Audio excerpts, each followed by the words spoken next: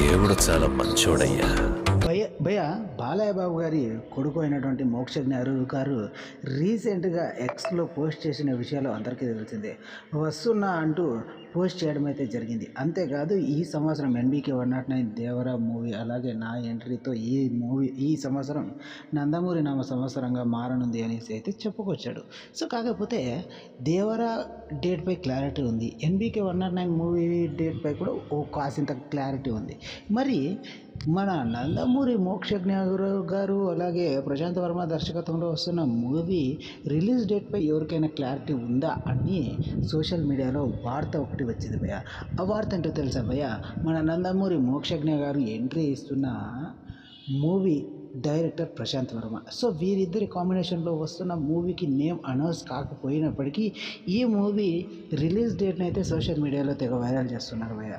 ఖచ్చితంగా ఈ movie 2025 August 15న release అయ్యే అవకాశం ఉందనేసి అయితే చెప్పుకొస్తున్నారు భయ్య. మోక్షజ్ఞ గారు ఆల్రెడీ సినిమా షూటింగ్లో కూడా పాల్గొంటున్నారట భయ్య. సో ఇది ఎంతవరకు నిజం అనేది ఇప్పటికీ క్లారిటీ లేదు భయ్య. అధికారికంగా ఒక ప్రకటన వచ్చేంత వరకు మనకు దీనిపై క్లారిటీ వచ్చే అవకాశం అయితే లేదు భయ్య. ఒకవేళ మోక్షజ్ఞ గారి మూవీకి సంబంధించి ఏదైనా అప్డేట్ వస్తే మాత్రం ఖచ్చితంగా మీకు